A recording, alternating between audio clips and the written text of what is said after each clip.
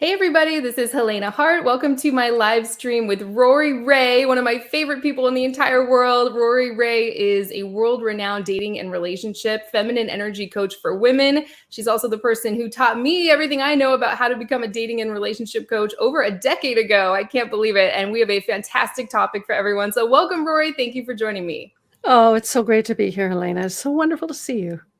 I know it's been a while. I haven't been doing live streams very much anymore. And so I knew I had to bring you on my YouTube channel and my podcast. You're just a total favorite here. And like I said, we have a great topic today. We're going to talk about why you should never fight for a man's attention, no matter if you're dating or in a relationship. I don't know about you, Rori, but I hear from women all the time who are dealing with a man who's a little distracted. Maybe he was interested for a little while, but now he's backed off and pulled away. He's not paying attention to her. Do you hear this from women as well? Oh, it's insane. Everybody I know feels distracted right now for so many reasons. It's like nobody feels invested. Everybody's afraid. We're all shut down. It's not just about commitment and love and the old-fashioned things we're thinking of. It's really about the way people are feeling in general. That's such a great point. It's so true. I've seen that just all over the place, especially lately. So, what's the first thing you have to say about this topic, Rory? I know we're going to talk about whether someone's dating or just getting to know a guy and he's been a little distant lately, or if they're in a relationship, living with, married to a guy. This could just be all encompassing. So, I guess let's start with someone if they're dating and just getting to know someone and a guy isn't paying attention to her anymore. What do you have to say about that? Oh, when you said the word anymore, that shifted the whole thing, didn't it? It's like, Mm-hmm. first of all, the fighting for attention. When I was dating and having a miserable time at it and meeting the guys who weren't right, the guys I was interested in and attracted to, they all had other things that were more important than I was to Mm-hmm. them. And so it felt like they were being pulled in other directions. And I always felt this feeling of needing to, fight for them, to yearn for them, to do more. And that is for me what I see women everywhere doing, and the women that come to me especially. It's almost like there's a difference between women who are doing the nice girl thing like me and you, Yeah. and girls who are doing the angry thing, which is just the flip side of the same coin, which is, I don't know what to do. I'm not getting close and emotionally intimate with this guy. I am pissed off, but I also want to make it okay. So I could go back and forth, but most of us choose one direction or the other. And if we choose super nice, I'll be super nice. I'll give him more. I'll cook him more. I'll do better sex. I'll do whatever I think that would make a difference, which we all know doesn't work. So it makes it worse. But then we're holding back on our anger. So we're angry at the same time, but we're not expressing it. And so we're constantly giving off this angry vibe. And yeah, men can pick up on it. They're so much swifter than we give them credit for. So here we're doing double duty, hurting ourselves by chasing after him and fighting for him, and at the same time being angry with him. He doesn't know what to do with that. He is so confused by your vibe. He doesn't know what to do. He's always afraid he's doing something wrong. And he likes the distance that you create when you shut down, but he does not like the feeling of anger unsaid. So we could talk about that. If you say your anger, then he's lit up. It's like, oh, you're being honest. I get it. You're not hiding from me. That kind of thing. For the other women who have gone all anger, why did you do that? How come you're not paying attention? Why didn't you call me? It's much more apparent what's going on. He fights back. Yeah. Usually you pick a guy who'll fight back, because if he just runs away, that's the last time you see him. And then so many women I know are so pissed at themselves for being pissed at a man. It's like no way out of any of this. So we got to It's find a so new way. true. Absolutely. And I can just so relate to what you said in my past about being attracted to the guy who just has other things going on. He's really busy. He's got a big career. He's got a big social life. He's traveling all over the place. And you just feel like last on their priority list. And that feeling of longing for a guy like that, because maybe those are the only type of men you're attracted to, or you're just not into that many guys. Then this one guy comes along. He's the one you really like, and he's not paying attention to you or not pursuing you consistently. Can anyone relate to that? Let us know in the comment section. And what should a woman do if she's just dating or getting to know a man? I know you mentioned if she's stuffing down her anger and just trying to be cool and understanding, that's going to push a guy away and it just keeps him at arm's length, right? It really keeps him from falling for you. But should she actually say something, or should she just lean back and see what he does? I get that question all the time. I'd love to hear your take on that. Well, let's define your situation first. Almost every week of dating a man, every milestone of dating a man, every real milestone of vulnerability and intimacy on an emotional sense, sex doesn't count. Sorry, it doesn't count. It's the emotional content of sex that counts. Would make your story different. It would make our answer different. Shocking. So you're unique. You're absolutely unique at the moment you are at. Really, don't let anybody tell you there's a one size fits all answer here. So let's just say if you're dating, you absolutely cannot be exclusive with him, period. That's circular dating. We can talk about that later if you want, but you cannot be exclusive with a man because he says he wants a girlfriend. Of course he wants a girlfriend. Of course he doesn't want you to date other guys. Of course he doesn't want to be without you. You're fabulous.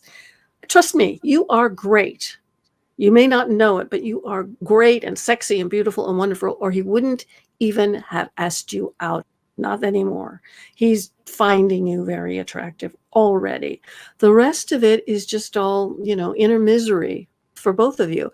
Do not exclusively date him, because there is no way on earth any woman I have ever met can stay cool and clear and straightforward and honest and brave and courageous and straightforward if you're worried about losing a man. And I'm talking subconsciously. You may be very strong in every aspect, but your subconscious is running the show and you have no way of knowing what it's doing. It's like a whole life inside you that's not conscious for you is deliberately making things harder. It's pushing him away, making you anxious. It's doing all kinds of things and clinging, even though you're not a clingy person. The vibe is coming across. So just don't get exclusive. Don't do it. Date other guys. Force yourself to do the fun stuff and be social with other men and go places, go out with your friends and talk to men. So number one, if you're dating and you feel like it's been long enough and you are exclusive and you've agreed to it and you're spending a lot of time together and you're doing all the things I say you need to do, like see him most days a week, talk at least every day on the phone or Zooming. That's the only thing that makes being exclusive with a man even reasonable. Living together, spending whole weekends and most of the week together. Otherwise, there's no point. Honest. So if you're in that position and all of a sudden it feels like he's pulling away from you, but you know that he's always been on the edge of that, but he's just busy, has no time, you have to do two things. You have to put into words what that feels like, and you have to speak it, and you have to take your own space. Shock. Take space, step back, get more social with other people, fill up your calendar, get super busy. He's going to wonder what's going on. First, he's just going to think something's wrong. Then he's going to spend more time on his own. All kinds of things are going to happen. So once that happens, then you go straight forward. You say something like, "Hi, sweetheart, I love being with you so much. And I can really see that you're just got so much on your plate. Things are so busy and I really miss you. Is there anything we can do about that? Is there anything you want me to know about that?" Now you're just doing curiosity. And you've done it before you get upset, before you get angry, before you start making a plan, and before you start thinking, do I need to leave him? When that thought comes up, you know you've gone too far without being honest. Such a great point. I love everything you said there. I love your specific scripts you give. And by the way, I forgot to mention this at the beginning of this video. I know you have your coaching group that you're accepting some new people into. So inexpensive, no long-term commitment, cancel anytime. It's just a monthly thing. You can get your personal questions answered by Rori's coaches. And Rori herself goes in there as well, right? Is there anything you want to say about that quickly? And we'll definitely talk more about that at the end. I think you're talking about Siren Island. Yes. Siren Island has been here for a while, but we keep adding to it. So Siren Island is my official community. So it's, community. You have me available. It's in writing on Facebook if you want to be on the Facebook private group. Otherwise, you can email us, and there are classes every week, like sometimes 2 classes a week with absolutely amazing coaches that you know from social media. You already know their names, you've seen their faces, and they're showing up because they like being there. And there are specific topics: dating, empowering your feminine, saving your relationship, getting him back, very specifically. And then we have materials that get dripped out to you constantly that are totally exclusive to Siren Island. And they're on all these specific topics. And then we're available to you, personally. And I show up every month. We do my podcast, my vidcast, Wow. live there. So the questions that get answered are from just the Siren Island community. And Amazing. yeah, and they get to see it, months before it goes public. So I love it. What so an we do. incredible value. I think at the time we're recording this, at least, it may go up, but if you want to lock in that price, I think it's only $33 a month right That's now, it. right? That's And it. It's cancel ridiculous. anytime, no long-term commitment. So that is the first link in the description. If you're listening live, just close the live chat, click the title of this video, click where it says "Never Fight for His Attention." That'll open up the description. That'll be the first link in there. We can talk more about that at the end. It's so common out there, such a common thing, right? The guy you really like is not pursuing you consistently. And so what I hear you saying is, if he's not coming towards you, basically providing everything you want, there's no reason to be exclusive with a man, especially in your mind or in your heart, before he's offered you what it is you want in terms of a full commitment of his time, showing you that you're a priority to him, right? Absolutely. Yeah. And the world is filled with women who are married and feel trapped. Yeah. In sexless marriages and affectionless marriages. So you don't want to go there. Right. You don't want to marry that guy and try to make it different, because you can't. His nature is his nature. And if you notice what's happened with yourself, if you pull back completely, then he calls you again. But the second, you come close again, like, okay, we're together, he can't do it. That's his level of intimacy ability. Mm-hmm. And I know we've talked about this so much before. It also reflects on your level of intimacy ability, because we try to match up. I do this hand thing all the time. You're here, he's here. And some people can be like this. Some people can only be like this. Where are you? How close can you be to a man? Are you often with a man who's always running away? That means that he's doing the running away part, so you feel free to love and yearn and feel all that romance. But the truth is, a real relationship like Helena has and like I have, although I think Helena's is like stratospheric, so we got to listen to her, because her man has all the things on the list that every woman would want. Really. So, and of course, Helena is, to me, the most beautiful woman I've ever met. Oh, The that's so nicest. sweet. So, what a pair. So if you are always like chasing a man, that means that you are also trying to maintain a distance of engagement with a man. You're afraid of intimacy, because when guys come towards you, don't you run? You say, oh, he's not for me. Oh, he's not handsome enough. Oh, this is wrong with him. This is wrong with him. But that guy that you find hot, there's nothing wrong with him. It's really us trying to keep the distance. So if we get a guy who's coming forward, we run. And if we get a guy who's already running, it makes it easy. We get to do this. We can pretend to hold back. And that's an excitement in itself. So if you're doing that, this is the issue that we should be tackling. How can you allow closeness and softness? I'm going to use this to represent soft. So you're not like a brick wall. You're soft and you can intertwine with him. And we can all intertwine for moments. Sex is all about that. Physically, it's an emotional entwining, a physical entwining.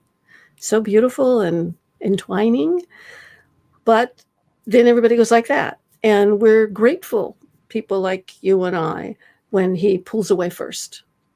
It's taken me all these years with my phenomenal husband to get used to the fact that I've been with him all this time and we have an intimate relationship and he's not going anywhere. And if I say to him what I said to you, which is, I really noticed that there's a lot of time for us and that I really miss you. Is there anything we can do about that? If I said that to my husband, he'd go, what? What can I do? What can I do to make this better? I didn't realize that was happening. Or, yeah, I felt a little this with that, but we can do it. What would you like? That would be my husband. Not like, oh, no, but he's a very masculine, calm man, and people just love him because he doesn't come forward or pretend to be the life of the party. He's very masculine and very much of a draw to people. Right. And so if I say that, he immediately goes into masculine energy. What can I do to make you happy? As I say, happy wife, happy life. You want that man. Mm-hmm. Appreciates that. So if that's not happening, I want you to examine how terrified you are, which means your next step is to meet a man who's coming forward and to feel the fear you feel as well as the distaste you have. I'm not asking you to be with a man you have distaste for, but I'm asking you to discover all the feelings that are keeping you from accepting him.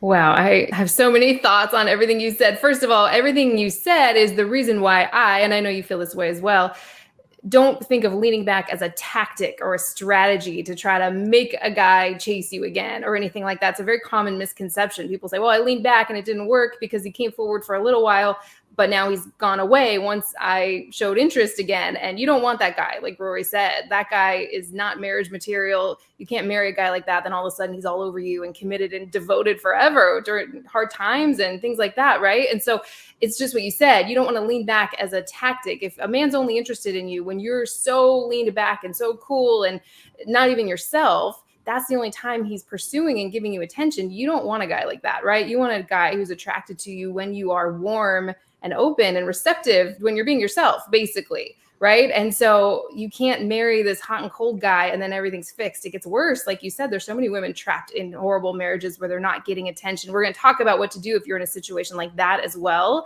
But I just love everything you said. And so the only reason to lean back is simply because it doesn't feel good to fight for a man's attention. It doesn't feel good to chase after a man who's not pursuing you and prioritizing you. Do I have that right? You have that absolutely right. Mm-hmm. And also, because we've instinctively been chasing men, maybe in just an intellect way, right. But our vibe has just been like, I'm going to come forward because you're going away. Yeah. That men feel trapped with that coming at them just like you do. So it's not that different. They're not just, men with commitment issues. We're the same. When people start coming at us, when people just come approach us, friends, even potential women friends, don't we just want to step back and go, ooh, too strong, coming on too strong? They can feel it in a more subtle way maybe than we can. So if you are not consciously, physically, and emotionally leaning back into yourself and down into your feminine energy, he can't breathe. He feels mothered. He feels smothered, even in a tiny, subtle degree. However, I was going to say something that would show this in a different way. We would think of that as needy, clingy, I'm after you.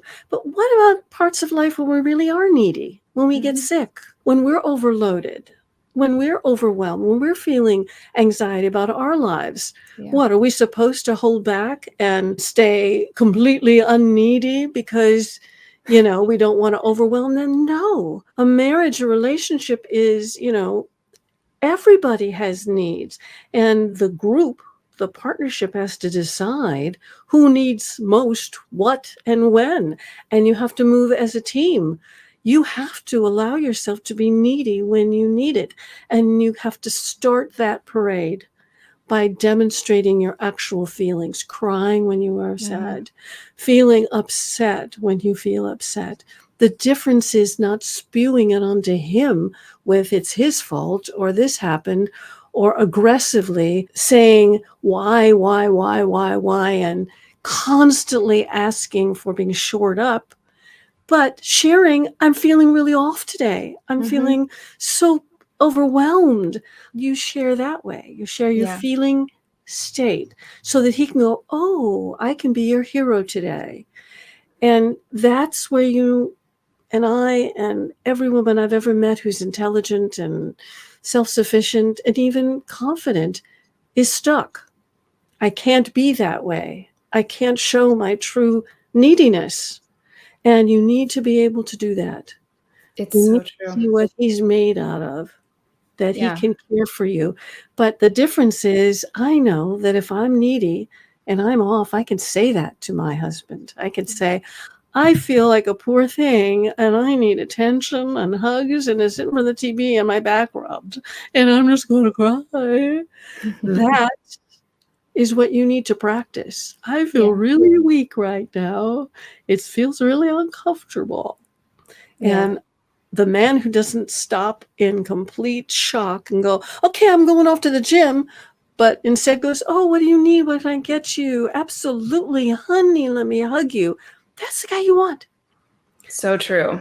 I can relate to so much of what you said this year, especially. I mean, we're recording this in June of 2024. I haven't walked or had a normal life since before January. I had a knee replacement surgery 7 weeks ago. Things are going well. I'm having another one in a week and a half. And so I'm recovering and then about to go through it again. I've been incredibly needy all year. Lots of tears, lots of feeling bad for myself, lots of needing a ton of help. And let me tell you, my husband just looks at me like he is the luckiest man in the entire world. If I had married some guy who was just hot and cold and I'm like desperate trying to get him to be in a relationship with me, you think a guy like that would be treating me like a queen like my husband is now? And we have a 1.5-year-old son too. And he also works long hours and he's just doing everything. And it's like no big deal to him. Just like you said, people are needy at certain times of their life. That doesn't turn him off or make me less attractive because I'm the one for him in his eyes, right? He's happy to do that. He's happy to be my hero. And so that's the kind of guy you want. You don't want to be trying to lock down some guy and get the attention of some guy who doesn't on his own, from his own volition and desire, want to be that man for you. Would you like to touch on what to do if you've already made this huge investment and you're living with a guy or married to him and he's not paying attention to you? I would love to hear your thoughts on that. I know you have some amazing things to say about that. Well, let me ask you specifically, if you're married to him, I want you to really be honest with yourself. Is this something you noticed that was on the edge, but you thought it would get better and it's just getting worse? Or is it something sudden, like his health has changed or his mood has changed or his work has changed? Is it something situational? Or is it who he was and you've enabled him to continue to be this person? Great question. So just ask yourself right now. So let's attack both of them. All right. How about if you kind of let it all go and all of a sudden it's gotten worse? I remember there was a time in my marriage where things were bad for me because I didn't know how to communicate. I did not know how to say my real feelings. I beat around the bush. I was exactly the opposite of what I would wish for you. And that's, how I sort of created all of Modern Siren and Have the Relationship You Want, because I figured it out. And the second I shifted, everything changed.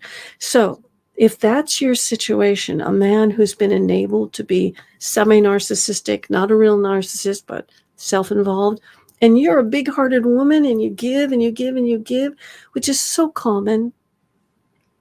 Personality types, we tend to attract and be interested in people who are slightly the other side of the coin that we are. If we give a lot, we want somebody who's going to take a lot. So we have some place to give because it makes us feel good, and we need to switch that so that there's some evenness to the relationship and the man has a chance to grow that part of himself. But if you've been stuck a long time in a relationship where the man hasn't had the chance to grow because you've always been giving until finally it dawned on you that you weren't getting anything and you're starting to feel angry, that's your clue, then you want to sit and you want to start writing down. And of course, I would say get a coach or, come on Siren Island. And you have so many coaches, brilliant coaches to talk to about this. Their own backgrounds are like that. So they can help you step by step. Scripting is the thing. The words you say are crucial. Then your body language has to match. And then you have to get really down into your heart with what it is you want on the big scale. Not, I want him to spend more time with me. What you want is, I want to feel loved. I want to feel wanted. I want to feel cared for. Can you feel the difference? Yeah. The big ticket items as opposed to, I want him to do this little thing.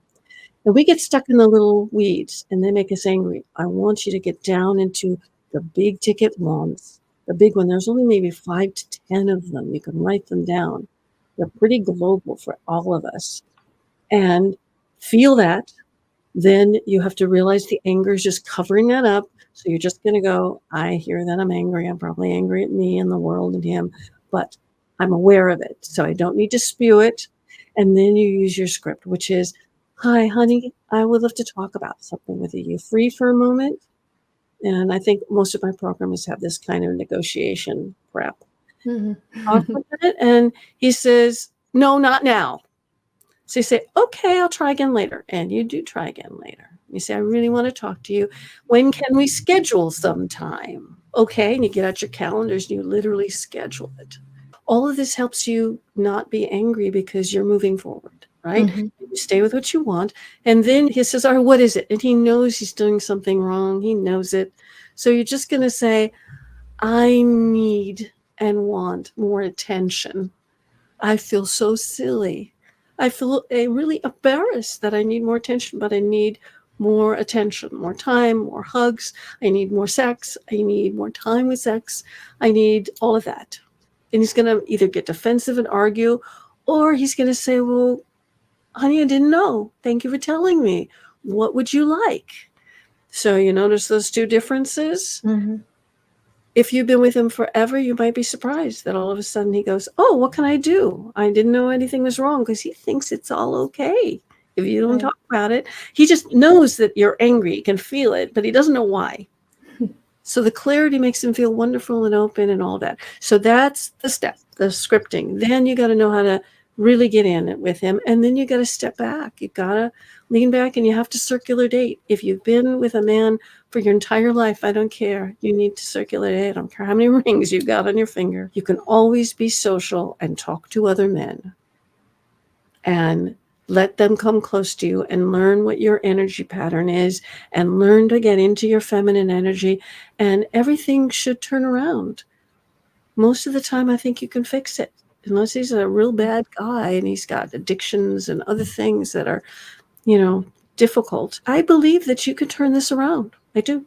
Yeah, we've seen it happen over and over and over. And just to clarify, circular dating is not necessarily about going on dates with other men if you're married, right? It's about being social, opening your heart, seeing in baby steps how when you are your most vulnerable, authentic self, people actually come closer and like that. We could do a whole live stream on circular dating. And I know you talk about it so much in your Siren Island coaching group. So if you have questions about that or any personal questions you'd like answered by Rori and her coaches, definitely go check that out. First link in the description. I love everything you said there. Would that work for both of those situations when a man's always been a little distant, or like you said, if it's situational, he's stressed at work or he's lost his job, he's going through something, would that script apply to both situations, or is there something different she should say if a guy is going through something? If it's something sudden, you tend to want to, cook for him more and take care of him because something's wrong.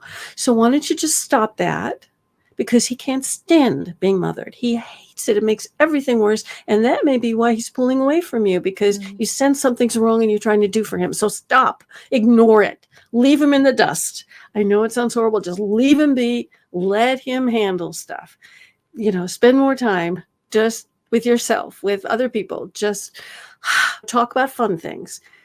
So what you're going to say to him is, honey, I've really noticed that something's changed. That we're not having sex as often, or I don't feel that kind of affection, and I'd love to put my hand on your chest and share with him what you like. I love to touch your face. I love all the kissing, and I really kind of miss that. And is there anything I should know about? Is there anything I could help with? Is there anything that I should know?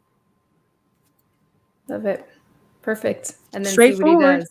Anything else you want to say about that or this topic before we close out? This was so much fun, Rori. I had a blast. It's terrific. It's fantastic. I think this is crucial. And the other issue that I'm hitting all the time is commitment.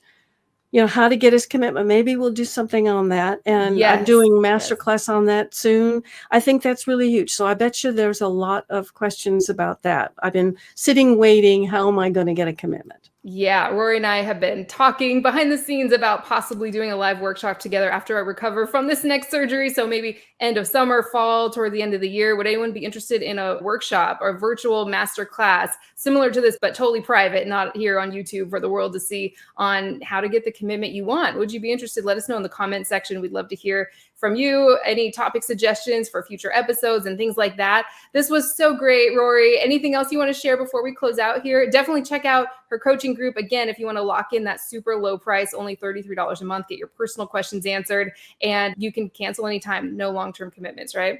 Exactly. I look forward to seeing you, and this is my thing. And Helena, I'm just wishing you the very best. I just love seeing you and can't wait to see you again. Thank you. Thank you so much. We love you all. Have a wonderful weekend, and we will talk with you again soon. Bye, everybody.